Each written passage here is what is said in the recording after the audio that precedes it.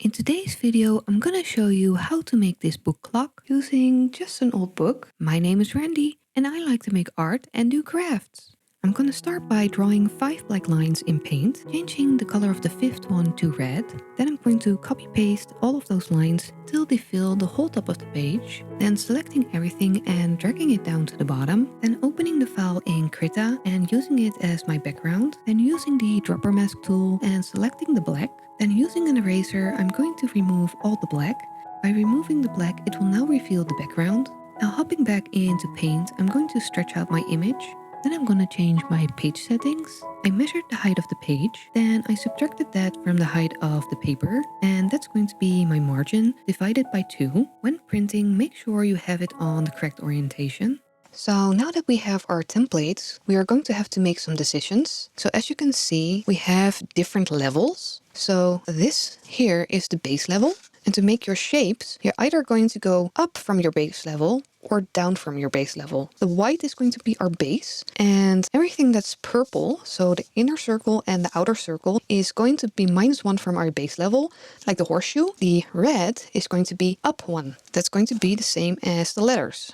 Now, because I also have the bird, I don't want it to stick out as far as the numbers, but I also don't want it to be inside of my base layer. So I'm going to do this up 1.5. So this is going to sit between the base and the numbers. So that's my plan. And now you can see there are a lot of numbers on here. So this is actually the print I'm going to be using to fold. So the top one is the number of folds, and the lower one is on which page that fold is going to be. That way, if I stop somewhere in the middle, I can always know where I left off. So that's just for me to make it easier. I just marked out where each level starts and ends. It's going to start with 2 levels, the base and the green. Then it's going to go here to 3 levels, and here it's going to have 4 levels. So I'm going to have to mark out 4 different levels, the base, the lower, and 2 uppers. Hope that makes any sense, but let me show you in the book what I mean. So I'm going to try and make it a double fold. I'm going to mark the pages first for the fold, and then after I'm going to cut them while I'm folding.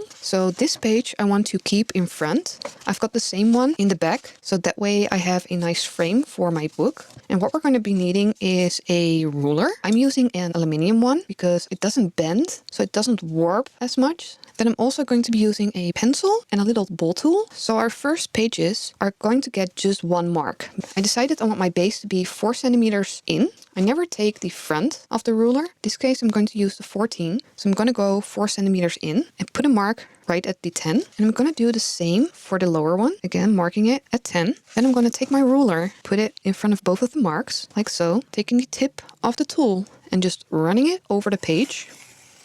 As you can see, that creates a line, and that line is going to help me fold the page. And I'm just going to repeat that for the first couple of pages. So again, at the 10, this is an optional step. In this case, because I'm going to do a double fold, I decided to mark the pages first. You can also mark them, cut them, and fold them in one go, so you don't have to go through the whole book several times. I'm just going to keep marking till I reach page 28. So now we're at page 27. That means 28 is on this side. 28 is the first one that has an extra fold. So the green is 0.5 on top of the base. So I marked the base and my second line, the 0.5. And I just ran over it. I don't know if you can see.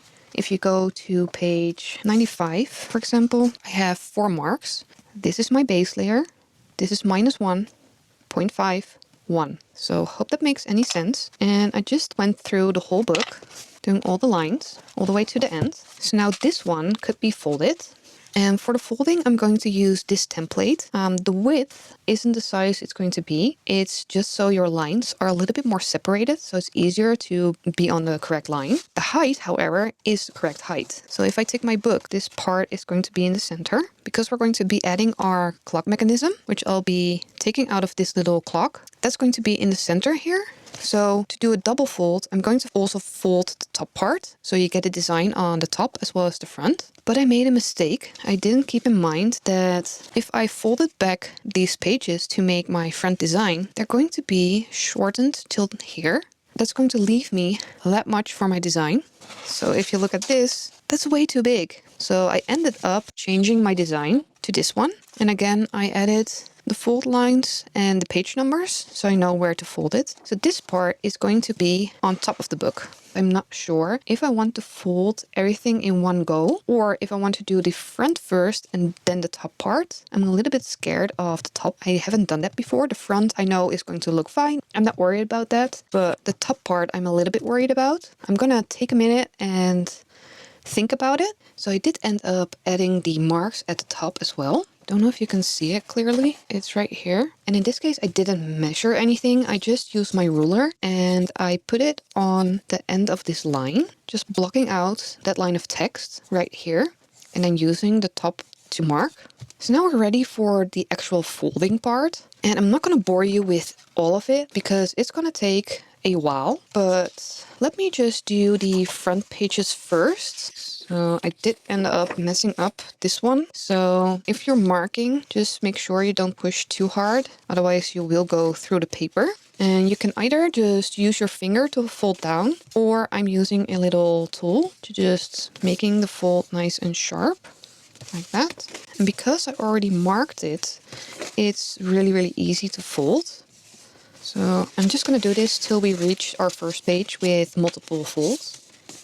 So I also made a little page holder with a piece of wood on the backside of my hardcover. And then I just used a strip of Worbla I have laying around that's flexible. So you could use a piece of fabric or something else. And then just 2 clamps. This will prevent the pages from folding back on you. So that's what I just did up there. So now we're at the page of the first fold. So you can see here it's page 28. It has the 2 marks. And now we need to put our template on the edge of the page. I folded the top so it hooks over the previous page. So that's also why I didn't print it all the way to the edge, but I printed it a little bit farther out. So now I'm just going to slide it to my first line, like so. And to make sure it's even, that's why I printed the top and the bottom lines as well. But I'm just going to mark it. So the bottom and the top of our first little fold. And as you can see, I have 2 folds. The second one is the one we need to cut to. I think I might need a bigger pair of scissors.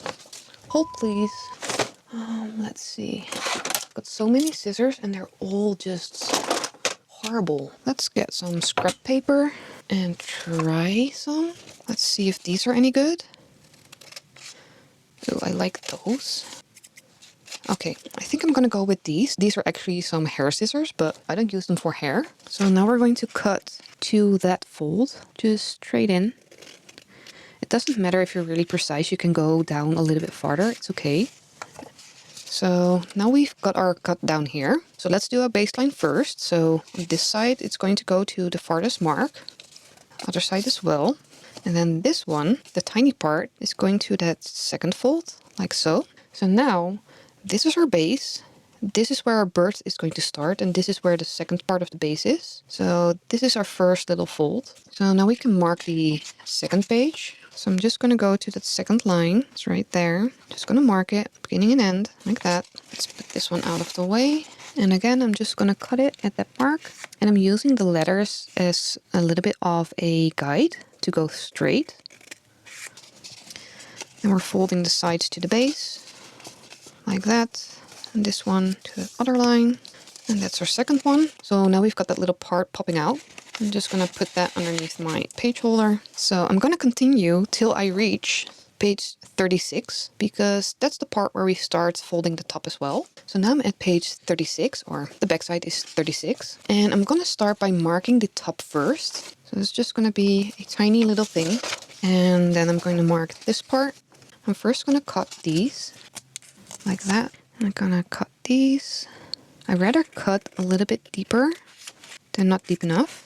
And the reason why I'm folding the side first is when it comes to be bigger, I want this one to overlap. So that one just goes there. For the top one, I'm only folding the part that's marked. So this is going to be recessed, and all the white is going to be the red of the pages. So that's the only difference between the side and the top. So I'll be doing this for probably about a week. I don't want to rush this. I'm just gonna take my time, enjoy it, put on some music, and I'll see you when everything is folded. I'm halfway done, but I made a little mistake. The top one, it's overlapping here, which is making the front look weird. You can literally see where the letters start because that's where the folds start opening up more. So I'm probably gonna finish the rest and then go over the whole book again and cutting the pages so it doesn't overlap with the letters. Hopefully that will solve the issue. So yeah, see you when all the folding is done. I think I might have made a mistake and I'm not sure if I'm going to be able to fix it. If I want to get the circle in the center big enough and still make it look like a circle, the 12 is really hard to read. If it's a little bit more closed, it looks a lot better. But if I change it now, I can only go back till the numbers and then this area won't be the same as here. So I think I'm just going to take this one out. So I'm just going to gut this clock. I need to be careful because the front part is actually glass. So this mechanism, I'm gonna get it out. I'm just gonna remove the dials, but you can't just pull these off. See these little screws? We need to get these loose. But the second mistake I made is thinking that this part would be deep enough to hide inside of the folds.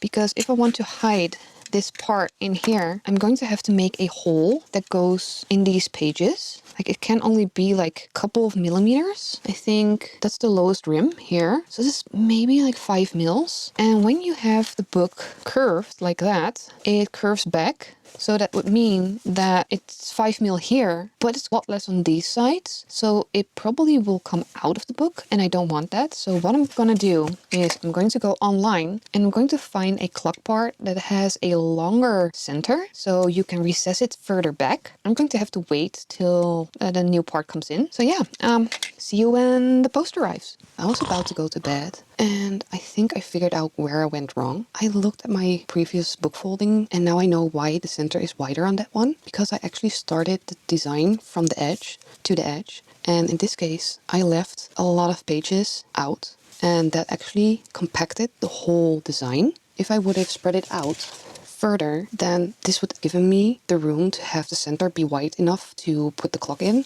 So just to keep in mind, go from edge to edge if you want to do the same kind of design. So you don't have to spread out the book as far to create that center. But yeah, I'm not going to fold another book. So this will have to do. And when the timepiece comes in, I'll show you how to finish it and just go from there. So many days later, I finally got my second mechanism in. And as you can see, the difference is quite massive. So this one is a lot longer. So I can put this mechanism way further down inside of the book. But also these dials are a lot longer. And I tried switching over to this one, but the mechanism is bigger, so that's not going to work. Also going to remove this loop at the top, and I'm just going to change these dials, but I think I'm going to wait till I've put this one inside of the book. I think I'm just going to take a pair of pliers. So I've got this one and this one. Let's see which one works. I'm just going to take these off just so I don't damage them.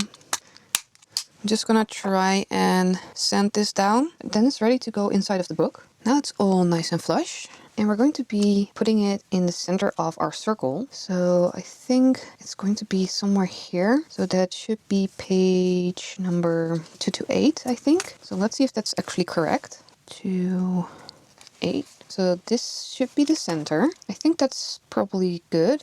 And what we now need to do is we need to figure out how far back we can put this mechanism. It's 18 millimeters. So you should go down at least 18. So I'm just gonna put a mark right there. And I'm going to measure out the center of my circle. So it's going to be 4. So that's about where we're going to start making our hole, but we only need the width and the depth. It's 5.5 centimeters, 15 millimeters. I need to think about this. It's going in here like that. It's going from here all the way to here. And then it needs to go 1.5 centimeters down.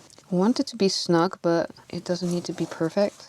So I'm just going to cut out that area and then we're going to test it. I'm so disorganized at the moment. I'm so sorry. But I'm just going to cut this out on these lines.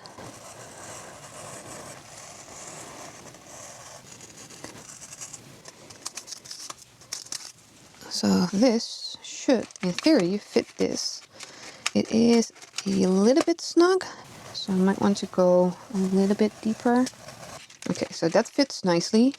Let me just do the next page. So I did another page and it's nice and snug. So I'm just gonna continue cutting all of these holes from the edge of the circle to the other edge of the circle, or maybe even less. I might go this wide. So I'm just gonna go and put a hole through all of these pages and do the same on the other side. And then I'll show you what I'm going to do next. So I finally have the mechanism inside of the book. It took me 2 hours because I kept taking out little bits and I just needed to take out a lot more than I thought. And I actually extended it to the sides of the circle.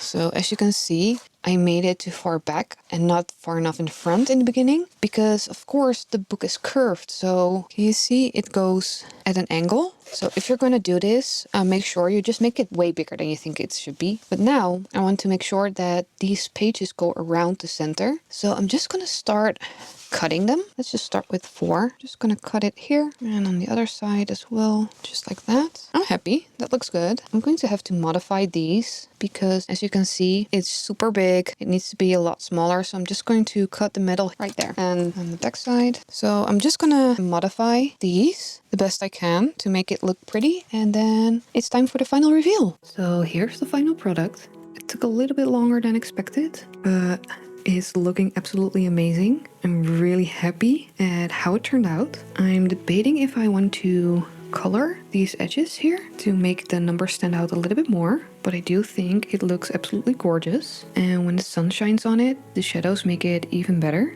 As you can see, the clock is actually... Oh, so sometimes the dial gets a little bit stuck.